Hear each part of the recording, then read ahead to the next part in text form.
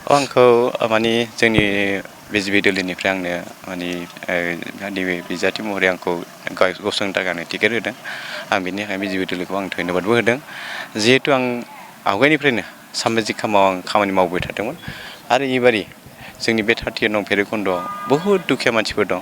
बिथांमोनखौ आङो बिथांमोननि दुखु सुखुखौ नायनो थाखाय आंखौ दा बिजेपि दोलोआ दायथ' होनायखाय आं दायथ'खौ रुजुना लादों आरो जोंनि फैबाय थानाय नैबे 22 तारिख अक्ट'आवनो जोंनि बिटिसि निर्बाचननि बिसायख'थिया जानो थांगासिनो दं। बे बिसायख'थियाव आङो रायजो राजाफोरखौ खावलायदों जोंनि रायजोनि जिखिनि गांनाय उखैनाय बेखौ सुफुंनो थाखाय नोंथांमोना जुदि आंखौ सुबिदा होयोब्ला आं नोंथांमोननि खाथियाव अराय सम आङो नोंथांमोननो जि सुबिदा नांगौ बेखौ होनो हागोन होननानै बा होफैगोन होननानै आङो नोंथांमोनखौ खावलायदों।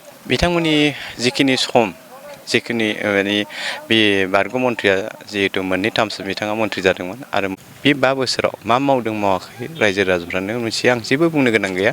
बिथांमोननि जिखिनि मावबाय बिथांमोना गावसोरनि समाव मावलांबाय आरो बिथांमोननि जिखिनि आद्रा थानाय खामानि बेखौ आं आखायाव लादों।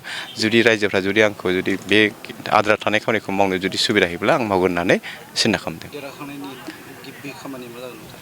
देरहाखांनायनि गिबि खामानिया जेनेबा दा जोंनि बे सान्थिपुराव दिनै जोंनि खाथियावनो मोनसे माने बरला दैमायाव बहुद बोसोरनिफ्रायनो दिनैसिम दलं जायाखै।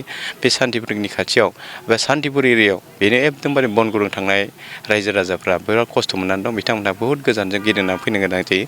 बे दलंखौ आङो मावना होगोन होननानै आङो आखायाव लादों आरो बिनिफ्राय नैबे आमजुलि कल'नियाव मोनसे एमइ स्कुल हाइ स्कुल दङ। बिथांमोना दिनैसिम सरकारि खामानि मावनो हायाखै आरो मैदेर आरो मानसिनि समस्या नैबे साहा ओनसोलाव बेखौबो आं जेनेबा मावनो होननानै आखायाव लादों।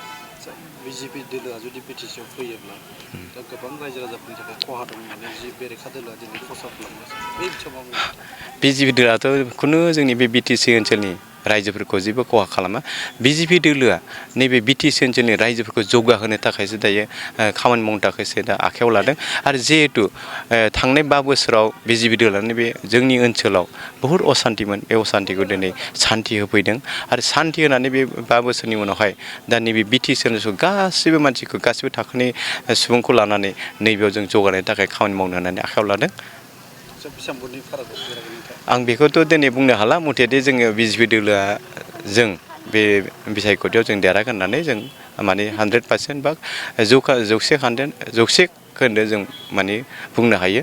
मानो होनब्ला जोंजों लोगोसे रायजोफोर दं। रायजोफोरा जोंखौ बिराद अननाय होदों आरो जिहेतु आं गोदोनिफ्रायनो आं समाजनि खामानि मावदों आं बेखायनो मोनसे बिसास दं रायजो राजाफ्रा आंखौ नैबे बिसायख'थियाव माने अनगोन आरो आं बिसोरनि जिखिनि दुखु सुखु बिथांमोननि खाथियाव आङो फैनानै खामानिखौ मावना होनो हागोन होननानै आसा खालामदों।